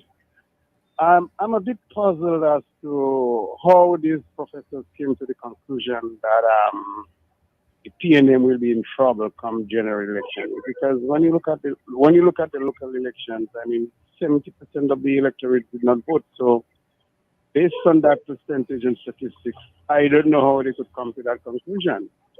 Number two, I don't see how the PNM can be in trouble when you presenting people like David Nakid, Wade Mack, Munilal, and Annie Roberts to them. Because Dr. Rowley has something saying that he has confidence in the vast majority of the intelligent people of Trinidad and Tobago. So I don't see how PNM is going to be in trouble when you present those kind of characters to the population. And gentlemen, if the mayor of Arima was in New York or in the US, I almost sure he would have sued that radio station for age discrimination. Have a good day and have a blessed weekend and take care of the nation's road, gentlemen. God bless you guys. All right. Koala, I want to tell you, I agree with you in terms of who the UNC presents as their standard bearers, but the UNC supporters don't care. They don't care, no. You realize that? That's the worrying thing, that they don't see a way of saying that is not acceptable. We are not voting for you. They don't care. But you're right. When you watch the characters who the UNC will be presenting as their standard bearers, you wouldn't think that they would stand a chance. But the supporters don't care, clearly. And good morning. Morning. Yes. Steve, can you repeat the question? I know the trend of it. Let's me the exact words. Yeah.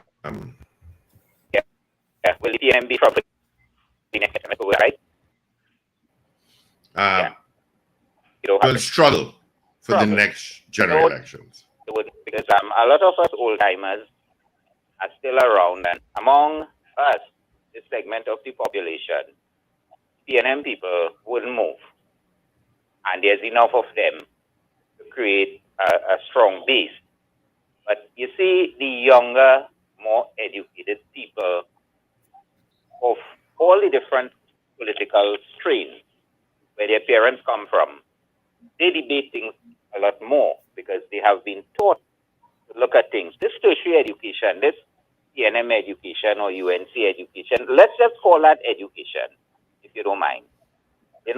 And they have been taught to explore ideas and listen to both sides of the argument, and things have to make sense. It cannot be that somebody that died 40 years ago did something for my great-grandfather, but, I don't have water to bathe today, and there's water all around and all on top of me last month, but I don't have water today. And, I'm going to vote for this somebody. That kind of thing has broken down. And it's breaking down more and more every day. Because when they look across, they're saying, well, that guy there, he's not working with that, He's just looking for the things that works for him. And that's why you get all these little parties, They feel that this is not working for me. And here's a man with a good idea.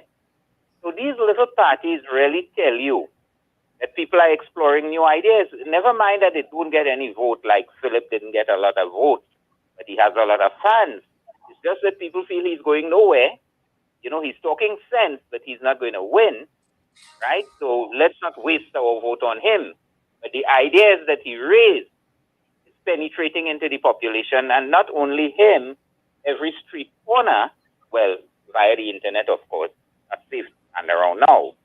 Right? People are exploring new ideas and so on. But this idea that I was born a DLP and I inherited a ULF and I will die a UNC, or I'm born a PNM and will die a PNM, that kind of thing is dying out. Because, people in their 50s and 60s are dying out. And they're freeing up the minds of the younger people as they take their leave, as they exit through the various portals. And I think that it's not that the PNM is in trouble. They will have to fight for their vote. They may have had a bigger base sitting there. That's winning. That's winning. They will have to fight for every vote. Way down into the future, but in the present time, it's moving into that, where people will have to make sense. It just can't depend on base loyalties, as the society transitions. So it's not going to be an easy ride. More and more, the people who just sit around believing, well, I have told my children how to vote until they die, they're in for some problems. Thank you. All right. The PNM has always had to fight for every vote. The UNC and the strongholds don't have to fight for nothing. Nothing. Good morning. Good morning, gentlemen. Good morning again. Morning. Good morning. I usually, before I go to work, listen to you guys because I want to say this without any strings attached, that this is the best radio morning program in TNT. It's sad that you do not have it back on the air, wherever I'm going, whether it's the garden or whatever, I can listen to you all. But anyhow, I want to say that I really am intrigued with you all, but I want to look at the figures of the local government election. But let me start by saying I am a statistician, and because of that, figures intrigue me a lot. I'm looking at the last local government election. UNC 202,000, PNM 161,000. So that is about 40,000. PNM got less than UNC, about 40,000. I'm looking at this election. PNM 130,000, UNC 173,000. What jumps at me immediately is that both of them have lost 30,000 votes. And where I am still trying to understand what caused the apparent inroads in PNM, but what the fact that it jumped at me right now, before I sit and really look at these figures, is that both of them has lost 30,000 votes from the last election. I'm listening to Mr. Pina speaking about a new breed, and there's no new breed. Children usually in the high 80-something% follow where their parents have been going as far as things like elections are concerned. So PNM parents most likely will have PNM children. UNC parents, most likely, I'm saying most likely, yes, I don't want anybody to contact me and say I know somebody. No. Most likely, they will have UNC children. Another thing, I was happy that Richard this morning spoke about the breakdown in Arima, 15% East Indian, 31%, and the large mix.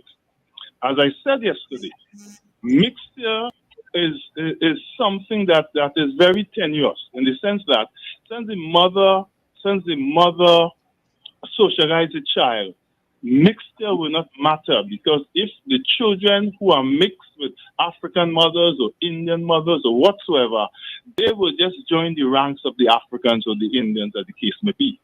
So when he said there's a lot of mixture in Arima, what is creating a similar value system is the Catholic Church. So all those Payol and Coco Payol and Red Niggers and all those things that are... Oh my God, no, they can't say that, no. No. I don't know. Use a different term, please. But race is a social construct. Yeah, but you said red something. I don't want you to say that. In Trinidad, I don't know about Tobago. In Trinidad, the idea of saying a red nigger is a social construct that is not derogatory. Right, but I don't want you to say it here because it's offensive to some people. Okay. And you should know that if you listen to the show all the time. If that makes you comfortable, I would say that. But I'm saying to you, the race is a social construct. It's a social, meaning that therefore that a society determines how they call racial people.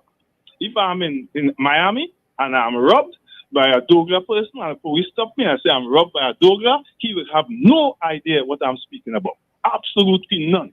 But in Trinidad and some parts of Guyana, we understand what they're doing. But forget that. But I'm saying race is a social construct. What I'm saying, the idea of the church, the Catholic Church, would have done a part of value assessing of the people in Arima. So when most of the people in Arima, those who are not Africans, most of them would have been in constant contact with Africans, and the value system or the things that the Africans like, the culture, these things will be present among these people. So when you say they are mixing because their value systems have been the same. That's what it is. So when we get into... Can I ask you a question as a statistician? Go ahead. Have you been able to do the analysis of whether or not the 4.8% that the NTA was able to attain in those PNM areas that they ran when the UNC did not run is equal more or less to what the UNC would have attained in those areas? Yes, I was looking at that on the last election also in Diego Martin and things like that. And I recognize that this 3,000 that young lady got in Diego Martin that our dear friend Gigi is saying that they are growing as a young party. He's just fooling himself because the UNC got 4,000 and something in that area. So if you are saying that you all are growing, you are saying to me that this time around UNC would have gotten 0 and this 3,400 this woman got came because of you. That's not true. It also followed the scale of this 30,000 less votes that went across the board. So when last election this woman got 4,000 and something, and GT and they got 3,000 and something, it follows the whole. So let me ask you something then. So if the UNC had run without an NTA present in this election in those, I think is it 31 districts? Yeah. Do you think the UNC fall off in overall votes would have been less? Well, I'm glad you put that into the mix because I want to agree with you. And it goes back to what Stephen... I'm not saying I'm asking a question. I'm asking a question. I didn't make a statement. Okay. I'm saying yes. What would have happened? That 15,000 votes that Gigi got, UNC would have gotten more than 12,000 of that. Gigi would have gotten just what Philip Alexander is getting and things like that. Because, and Paul, you said it, when you said that people keep talking about this third force and this 150,000 votes out there, they cannot say that. Those votes would have gone back to different places, gone to UNC. When they make that definitive statement, but it have 180,000 votes up for grabs, I just don't see it. Yeah, I heard you saying that. And when I sat here and I heard you telling them, but nobody knows where this 150,000 votes have gone, what they have gone to. You can't just simply say that they are out there for the picking of anybody who come up. No, they would have found the places inside the UNC, inside there. And what Wendell has been saying over and over, see, you don't comment after he says it, is that the UNC voters are stubborn voters. So while they got 202,000 last time and 173,000 this time, Gary Griffith got 15,000, and I feel could safely add 10,000 to that, and that may be helping to understand the inroads, because UNC would have lost about 20,000 votes, while PNM would have lost about 30,000 votes, and that will account for the. But I haven't gotten all the figures as yet. When I do, gentlemen, I promise you, I'll give you my analysis. It might be wrong, but I'm going to give you my analysis. I promise you. Yeah. Because part of the UNC campaign was to vote for the NTA in areas that they were not contesting. Exactly.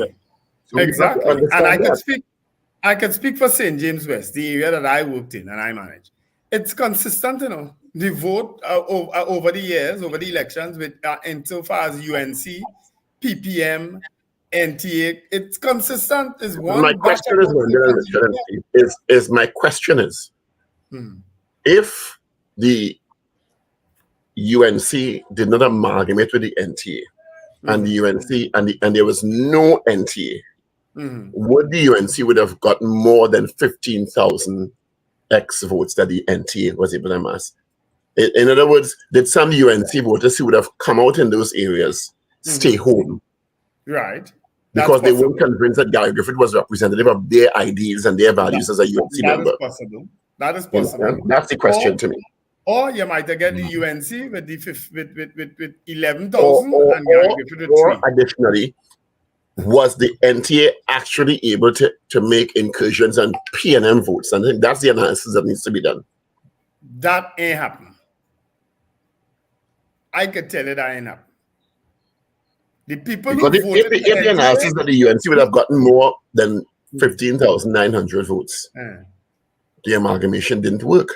The people who the NTA targeted, that is what we are, in my opinion, for the NTA, were people who have always been anti-PNM. In other words, they would have voted for Louis Lee Singh party last time, or they would have been voting for COP, or they would have been voting for UNC. Those are the people who would have voted NTA. They're anti-PNM. End of story. Well, you also have swing voters, huh? So you have swing voters.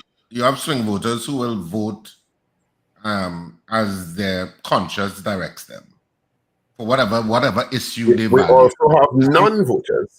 Yeah, and you also have non-voters, but I'm saying you have swing voters who will sometimes vote PNM, who will sometimes vote UNC, who will sometimes vote COP. They will swing depending on what the issue is in their respective neck of the woods. So for some people, they have much of those, eh? Well, for some people it's crime. So, you had enough to swing Arima Northeast by 1 vote.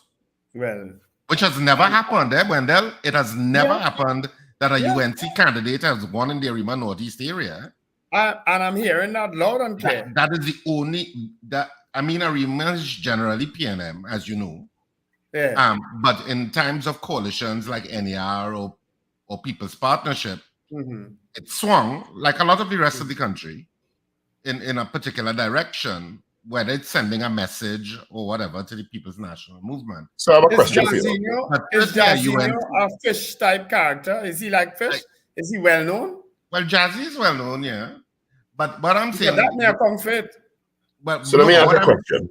But what I'm saying is that a UNC standalone candidate in Arima Northeast, which is, as I said, is a lot of central core Arima and a lot of Jean Arima you will have, because these are generational Arimians in that catchment area. Of course, they're in all the other catchment areas too. And this is the question we can ask next week. For UNC to win, it's really a signal to the PNM, hey, a lot of core Arimians, enough, are dissatisfied with how Arima is being treated. Arima was rated #1 in terms of the crime last year. Yeah. So the question I have, That and is we could a ask big it next issue week. for Arimians. Big Did issue. people vote party or candidate?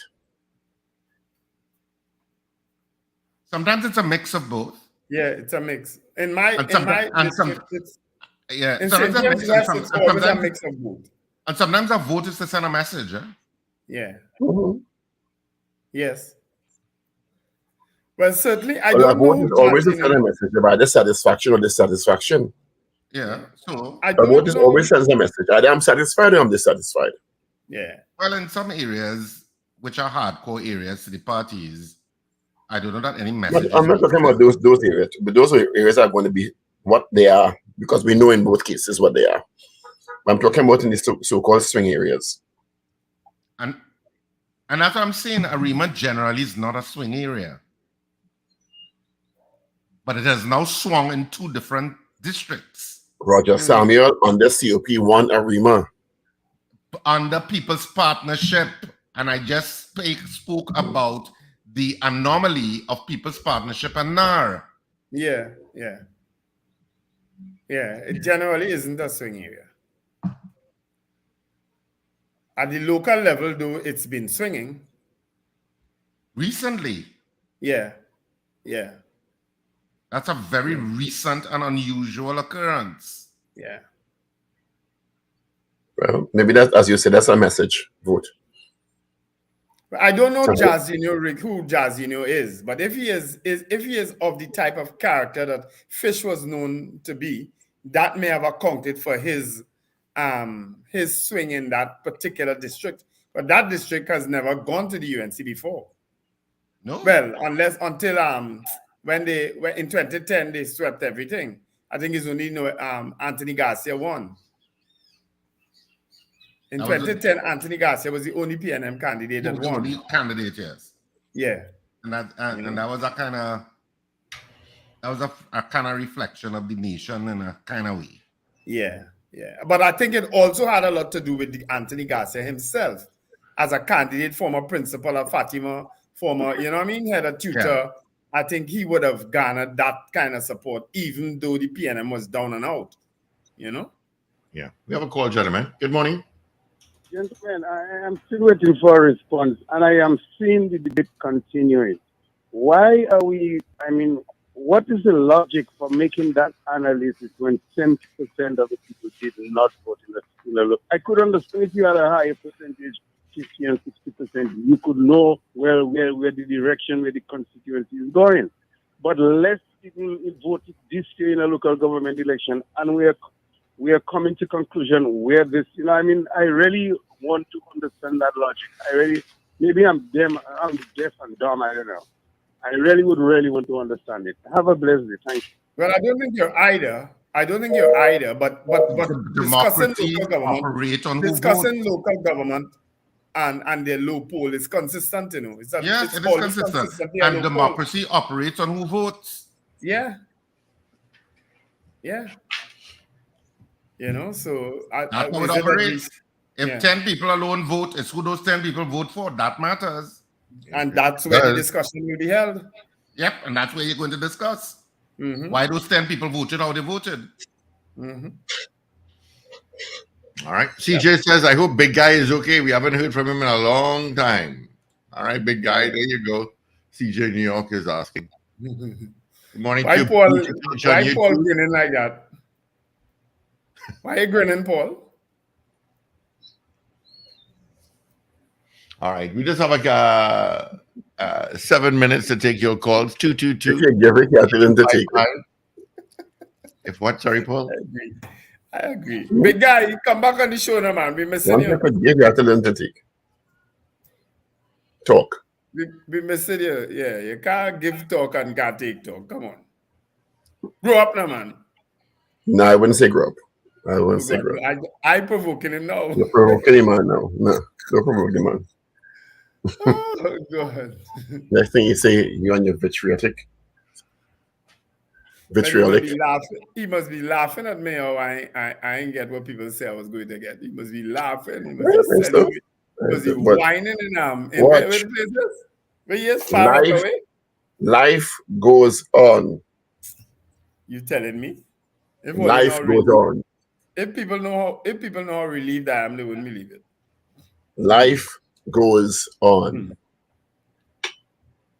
In 15 years, that whole parliament will be different. The whole councils will be different. Or less. Yep. Okay? Right. Yep. It's a fast changing world here. Yep. All who feel they're there for life, nobody's there for life. Nobody.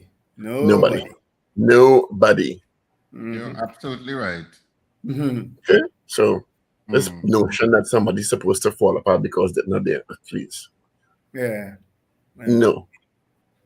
Nope. You serve, you move on.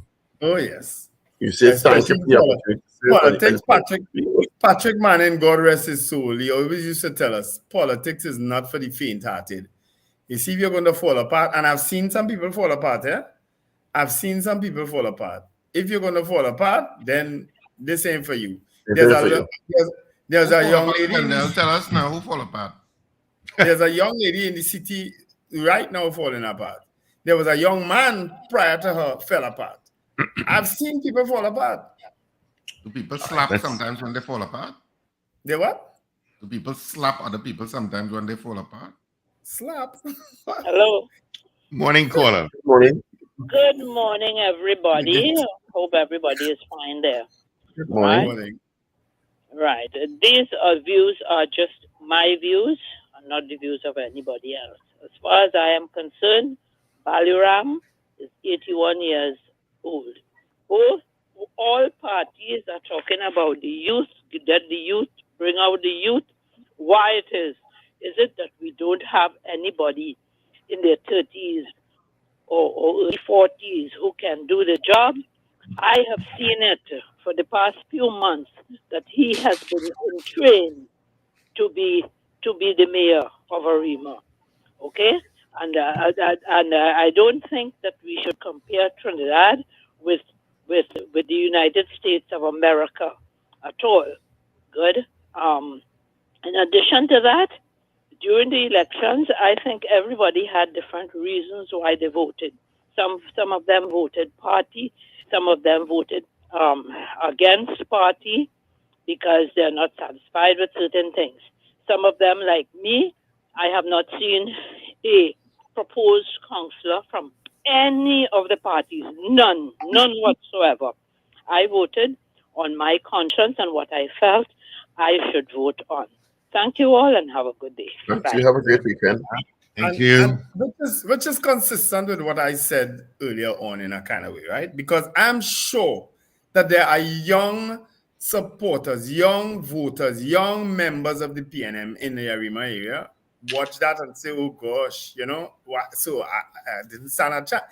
And it's consistent. A message I got from one of our listeners, and I think he's right because I wouldn't raise it on radio, but I think he's right. And it's a sad day when these things could happen in the politics. That's all I would say on that. All right. Good morning. Morning, Mr. Joseph, Anthony Joseph. Yeah. Morning, caller. Okay. Good morning. Good morning, gentlemen. Oh, this is where we stay. No, you don't have to stay quiet. No, you didn't call to talk to us, so we know that already. You point Richard made is why maybe how Arimans must be voted. And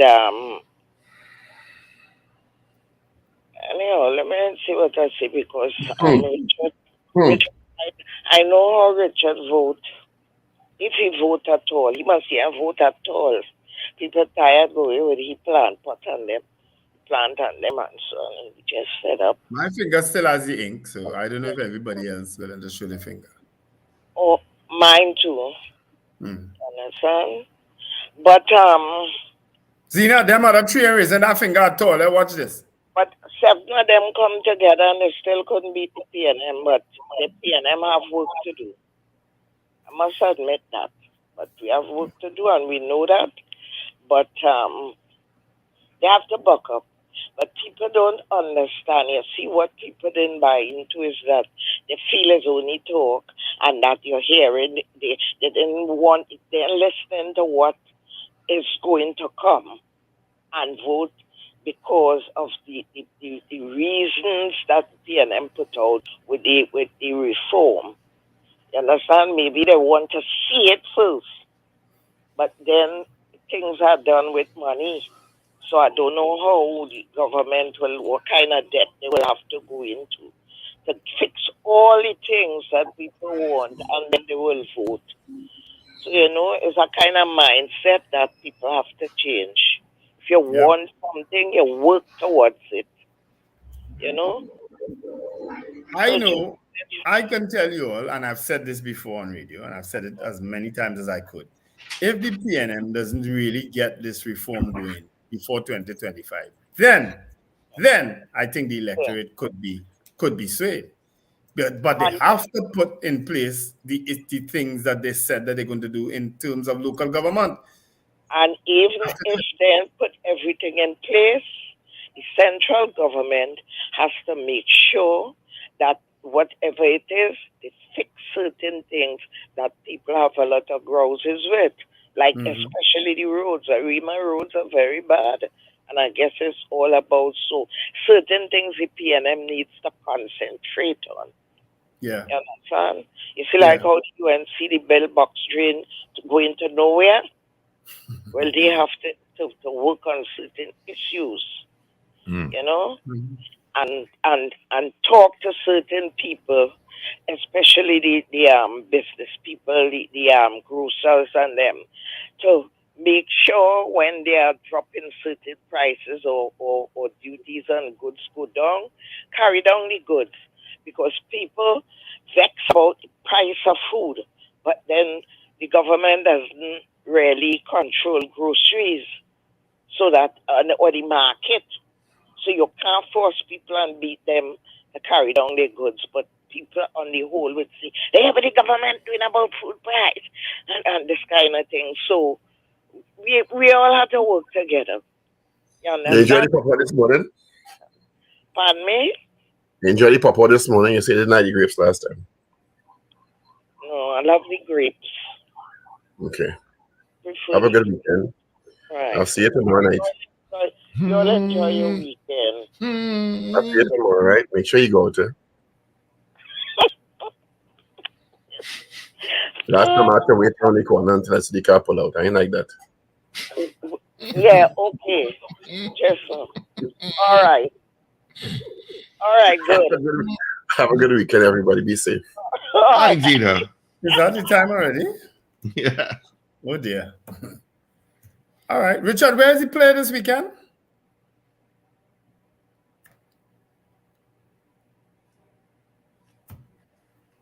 He's going offline.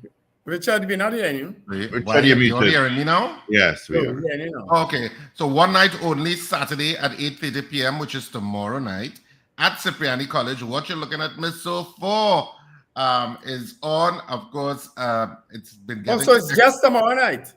Just tomorrow night. That's what I was confused about. And it's I thought last it was just night. Sunday night. And it's the last night because we're moving on to another project.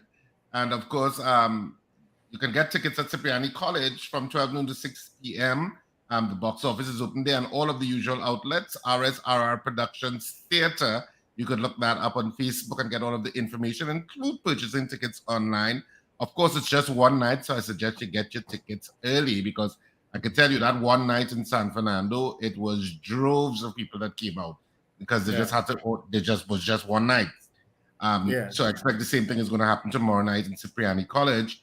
And it's our final night. It's been getting excellent reviews. You could look at RSR Productions Theater and see some of the comments from people who have come to the play. And you could see the kind of reviews that it's getting. You should not miss this one. It is special. So I'll come tomorrow night, please, God. I'll come. Great. Yeah. I have to choose who I'm coming with, though. Whoever behave themselves the best. Bring Folks, have a wonderful weekend. Be careful on the national roads. Remember to let go and let God. Have a great weekend. The weekend has begun, people. Put a smile on your face wherever you are. All right. Have a good one, guys. Of course, we chat with you guys bright and early come Monday morning. Of course, we'll continue on, we end on YouTube, but we'll continue on mobile app and website and all other devices. Let's get into our 8 o'clock news brief, if he is in. This is your news bulletin from Power 102.